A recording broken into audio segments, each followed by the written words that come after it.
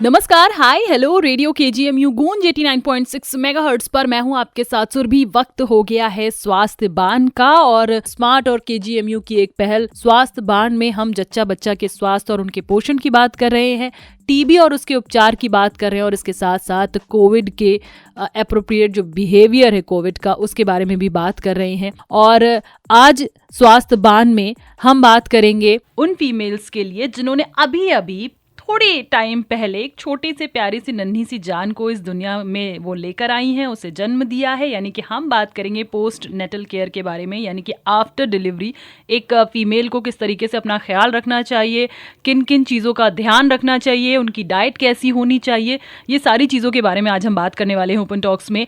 और इस बारे में बात करने के लिए हमारे साथ हैं फातिमा हॉस्पिटल से डॉक्टर जूही सिसोदिया। अच्छा मैम, स्टार्ट करते हैं। सबसे पहले तो अगर हम बात करें कि ये पोस्ट नेटल पीरियड ये क्या होता है और इसमें कैसे केयर करनी होती है, तो सबसे पहले हम ये जानेंगे कि पोस्टनेटल पीरियड होता क्या है।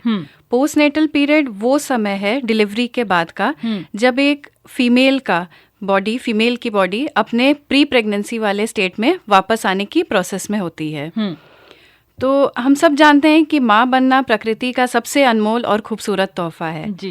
लेकिन जैसे किसी पौधे को सिर्फ रोप देना काफ़ी नहीं होता है, बल्कि उसकी पूरी देखभाल करनी होती है, तभी वो पौधा वृक्ष का रूप ले पाता है।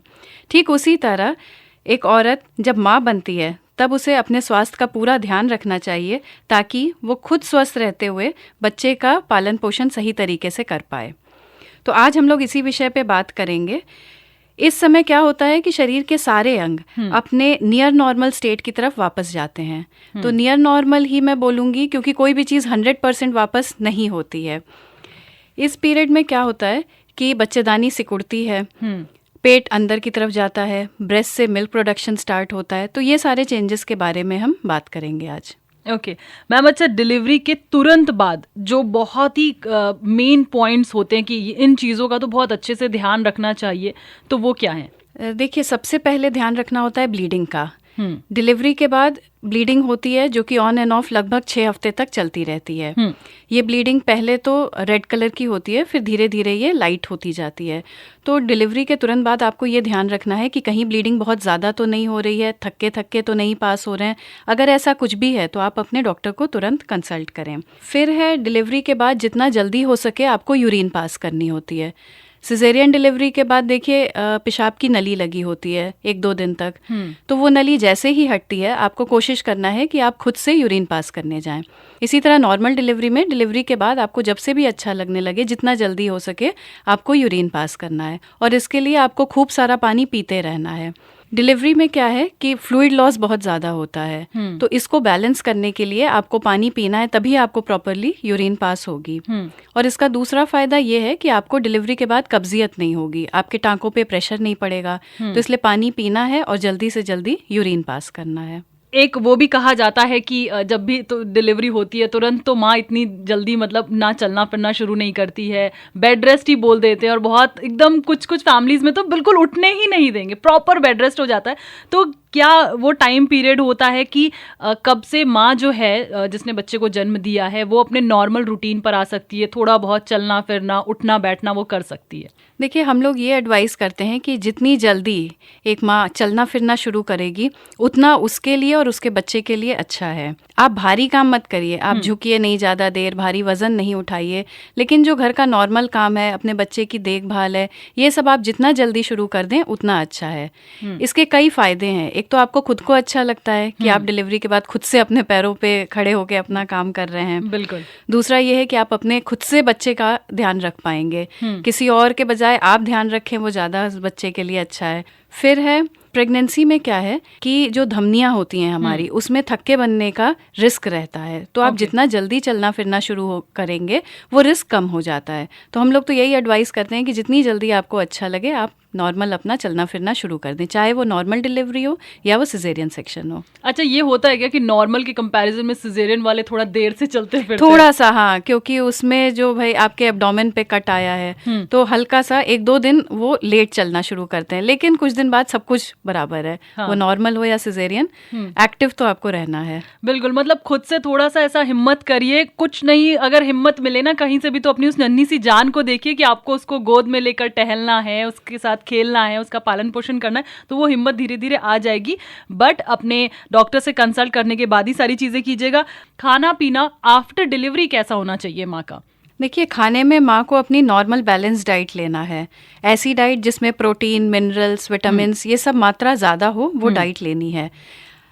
एक नॉर्मल प्रेगनेंसी के बाद, जब डिलीवरी के बाद का जो टाइम होता है, उसमें लगभग 600 kilo calories per day extra चाहिए होता है, एक नॉर्मल के अलावा 600 किलो कैलोरीज एक्स्ट्रा, क्योंकि एक तो उस स्ट्रेस से बाहर आना है, जो बॉडी ने इतना स्ट्रेस झेला है, प्लस अपने बच्चे को फीड कराना है। तो इसमें हम यही कहते हैं कि ज़्यादा से ज़्यादा प्रोटीन, मिनरल्स, विटामिन्स ऐसी डाइट लें, रेशेदार फल सब्जी खाएं, तरल पदार्थ ज़्यादा से ज़्यादा लेना है। तरल पदार्थ मतलब फ्लूइड इंटेक हमारा ज़्यादा होना चाहिए। हमारे समाज में सही में खाने को लेके बहुत भ्रांतियां हैं कि पानी नहीं देना है, नहीं तो पेट निकल आएगा, फिर चावल नहीं खाना है, घी ज़्यादा से ज़्यादा खाना है, लड्डू खाना है। तो ये सब चीज़ें आप दीजिए, लेकिन रेस्ट्रिक्ट मत करिए कोई चीज़ कि पानी नहीं पीना है। पानी तो खूब पीना है, नॉर्मल खाना अपना खाते रहना है, और एक्स्ट्रा, जैसा हमने बताया, एक्स्ट्रा प्रोटीन, मिनरल्स, विटामिन्स ये सब लेते रहना है। तो हर चीज़ संतुलित तरीके से लेनी है, इसमें कोई भी चीज़ बहुत ज़्यादा और बहुत कम नहीं है। बिल्कुल, तो बिल्कुल भी ये जो चीज़ें होती है ना कि अब यार बहुत हमने जूसेस ले लिया, हमने फ्रूट्स बहुत खा लिया, अब क्या ज़रूरत है, अब तो आ गया बेबी, तो अब आ गया है, उसकी ब्रेस्ट फीडिंग भी तो करनी है, और जब तक आप अपना खान पान अच्छा नहीं रखेंगे, आप अच्छे से फ्लूइड नहीं लेंगे, तो फिर आप ब्रेस्ट फीड कैसे करवाएंगे, उसके बारे में भी बात करेंगे। बट बिफोर दैट, कुछ लेडीज़ क्या होती हैं, या तो उनको शायद पेन बहुत ज़्यादा होता है मैम, या फिर उनके टाँकों की वजह से, या फिर घर पे कुछ ओवर केयरिंग हस्बैंड्स जो होते हैं, जो बिल्कुल उठने ही नहीं देते, उनको आराम ही करने, तो तुम्हें बस अब आराम करना है, हम सब देख लेंगे।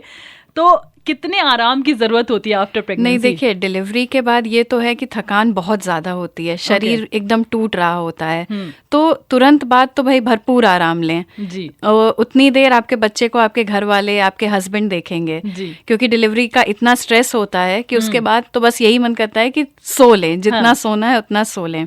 फिर उसके बाद क्या है, डिलीवरी के बाद अगले दिन या उसके बाद से अपने बच्चे की केयर के चक्कर में माँ खुद की नींद नहीं पूरी ले पाती है। तो आपको ये सब ध्यान रखना है कि बीच बीच में जब बच्चा सो रहा हो तो उस टाइम आप सो लें, या अपने बच्चे को थोड़ी देर किसी और को दे दें और अपनी नींद पूरी करें।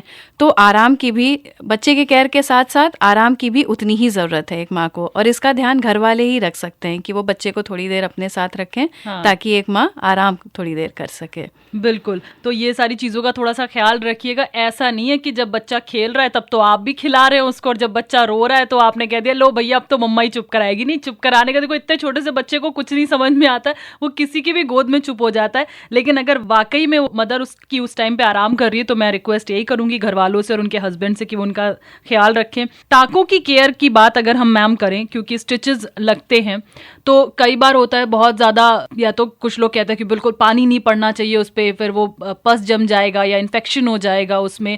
तो स्टिचेस की केयर एक मदर को किस तरीके से करनी चाहिए? देखिए, स्टिचेस चाहे वो नॉर्मल डिलीवरी के हों या सिजेरियन की, उसकी केयर आपको बहुत अच्छे से करनी है। नहीं तो सही बात है, उसमें पस पड़ना और फिर उसके बाद की जो कॉम्प्लिकेशंस हैं वो बहुत पेनफुल होती हैं, पेशेंट के लिए भी और डॉक्टर के लिए भी, क्योंकि हर किसी को लगता है कि ये डॉक्टर की गलती की वजह से हुआ है। तो इसमें क्या है, नॉर्मल डिलीवरी में नीचे जो टाँके पड़ते हैं वो एपिसियोटमी स्टिचेस होते हैं।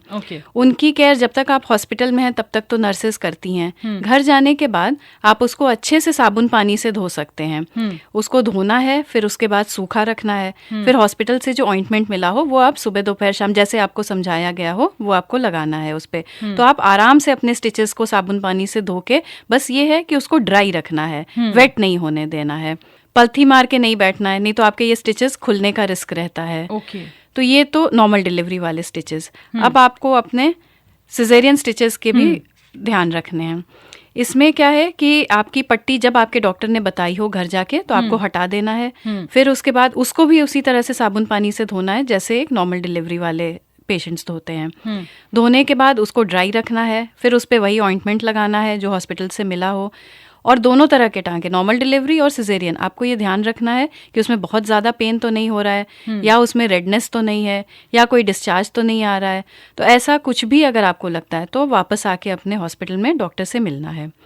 तो ये तो टांकों की सफाई की बात है। फिर अगला जो इम्पोर्टेंट सफाई की बात है वो है निपल्स की सफाई, क्योंकि निपल्स डायरेक्टली बच्चे के मुंह में जाते हैं। तो अगर कोई इन्फेक्शन निपल पे है तो वो बच्चे को सीधे जाता है। तो आपको जो है ये ध्यान रखना है कि निपल्स भी हर फीडिंग के पहले साफ हों। तो आप इन सारी चीज़ों का ख्याल रखिएगा। जैसे कि मैम ने बताया कि अगर बाई चांस आपको इतनी सी भी परेशानी लग रही तो उसको इग्नोर मोड पे बिल्कुल मत रखिएगा, अपने डॉक्टर से तुरंत कंसल्ट कीजिएगा, क्योंकि टाँकों में अगर इन्फेक्शन हो गया तो वो आपको वाकई में बहुत ज़्यादा पेनफुल होंगे। आप खुद ही देख लीजिए, अगर आपको छोटा सा कट लग जाता है नॉर्मली कहीं और आप उस कट का ध्यान नहीं रखते हैं, उस पर दवाई वगैरह नहीं लगाते और वहाँ पर पस जमने लगता है या उस पर इन्फेक्शन हो जाता है तो कितना पेन होता है। तो वो टाँके तो बहुत ही ज़्यादा लोअर एब्डोमेन के पास में होते हैं, तो आपको बहुत ज़्यादा दिक्कत दे सकते हैं। मैम, हॉस्पिटल से एक बार माँ डिस्चार्ज हो गई, बच्चे के साथ वो घर आ गई, क्या उसके बाद भी चेकअप्स के लिए डॉक्टर को दिखाने जाना पड़ता है? जी, वो बहुत ज़रूरी है। देखिए, सिजेरियन डिलीवरी के बाद हम लोग लगभग 5 दिन बाद पेशेंट को बुलाते हैं हॉस्पिटल उसके टाँके चेक करने के लिए। और हर डिलीवरी वाले पेशेंट, वो नॉर्मल या सिजेरियन हो, उनको हम लगभग 6 हफ्ते बाद बुलाते हैं। अच्छा मैम, ब्रेस्ट फीडिंग, यहाँ सबसे बड़ा सवाल आ जाता है कि ब्रेस्ट फीडिंग तो बहुत ही ज़्यादा ज़रूरी होती है एक नवजात शिशु के लिए। माँ का दूध हम सभी जानते हैं कि बहुत ज़्यादा ज़रूरी होता है, तो एक माँ को आप क्या एडवाइस देना चाहेंगी ब्रेस्ट फीडिंग के लिए? देखिए, हम लोग कहते हैं एक्सक्लूसिव ब्रेस्ट फीडिंग, एक वर्ड यूज़ करते हैं, जिसका मतलब ये है कि 6 महीने तक, डिलीवरी के 6 महीने बाद तक आपको सिर्फ ब्रेस्ट मिल्क देना है, ऊपर का कुछ भी नहीं। जो हम शहद, पानी ये सब चटाते हैं, या गर्मी के महीनों में बड़े लोग कहते हैं नहीं और पानी की ज़रूरत है, तो एक्स्ट्रा कुछ भी नहीं देना है। ब्रेस्ट मिल्क में इतना न्यूट्रिएंट, इतना फ्लूइड का अमाउंट होता है जो एक बच्चे को सफिशिएंट होता है उसके पूरे दिन के लिए। तो सिर्फ ब्रेस्ट फीडिंग कराना है 6 महीने तक। फिर जो शुरू के 2-3 दिन जो मिल्क आता है, गाढ़ा पीला दूध जिसको हम कोलोस्ट्रम कहते हैं, वो बच्चे के लिए बहुत ज़्यादा ज़रूरी होता है। तो जितनी जल्दी हो सके उतना जल्दी फीडिंग स्टार्ट कर देनी चाहिए। जो ये कोलोस्ट्रम होता है, इसमें बहुत सारी एंटीबॉडीज़, न्यूट्रिएंट्स ये सब होते हैं जो बच्चे को कई तरह की बीमारियों से बचाते हैं। तो माँ और बच्चे को साथ में रखना चाहिए, जिसको रूमिंग इन कहा जाता है। डिलीवरी के तुरंत बाद माँ और बच्चे साथ रहें। इससे क्या होता है कि फीडिंग जल्दी इनिशिएट होती है और एक बॉन्डिंग बढ़ती है माँ और बच्चे के बीच में, और माँ को खुद से मन करता है कि वो अपने बच्चे को फीड कराए। तो ये जो ब्रेस्ट मिल्क है, इसमें जो एंटीबॉडीज़ होती हैं वो बच्चे को बहुत सारी बीमारियों से बचाती हैं। बच्चे का पेट साफ रखता है ये ब्रेस्ट मिल्क। तो इसलिए हम कहते हैं कि ब्रेस्ट मिल्क के अलावा और किसी भी चीज़ की ज़रूरत बच्चे को नहीं होती है। फिर अगर आप देखिए ब्रेस्ट फीड नहीं कराते हैं तो इससे कई सारी प्रॉब्लम्स भी हो सकती हैं। एक तो ब्रेस्ट में दूध भरने लगता है, धीरे धीरे ये एब्सेस का फॉर्म ले लेता है, और कई बार क्या होता है कि चीरा लगा के फिर इसको हटाना पड़ता है। तो ब्रेस्ट फीडिंग इसलिए भी ज़रूरी है, आपके अपने शरीर के लिए भी ब्रेस्ट फीडिंग बहुत ज़रूरी है। दूसरी प्रॉब्लम फीडिंग के दौरान आती है, वो है क्रैक्ड निपल्स की। जब बच्चे की लैचिंग अच्छे से नहीं होती है, मतलब बच्चा प्रॉपर पूरा निपल और एरियोला जो निपल के आसपास की जगह है वो अगर मुंह में नहीं लेता है, तो इसमें प्रॉब्लम आती है क्रैक्ड निपल की। इसमें क्या आपको करना है कि क्रैक्ड निपल्स अगर आपको हो रहे हैं तो आपको उस साइड से आप डायरेक्ट फीड ना कराएं, आप अपने मिल्क को एक्सप्रेस करें और फिर बच्चे को अलग से दें। और एक बार ये क्रैक्ड निपल्स हील जब हो जाते हैं तो आप फिर से अपनी normal feeding, direct feeding start कर सकते हैं। तो कहना यही है कि एक्सक्लूसिव ब्रेस्ट फीडिंग, ये याद रखना है कि 6 महीने तक बच्चे को सिर्फ माँ का दूध मिलना चाहिए। मैम, घर वालों की अब एक मेन जिम्मेदारी यहाँ पर आती है। जैसा कि आपने पहले भी बोला था कि अगर माँ आराम कर रही है तो उस टाइम पे बच्चे का ख्याल उसके घर वाले रख सकते हैं।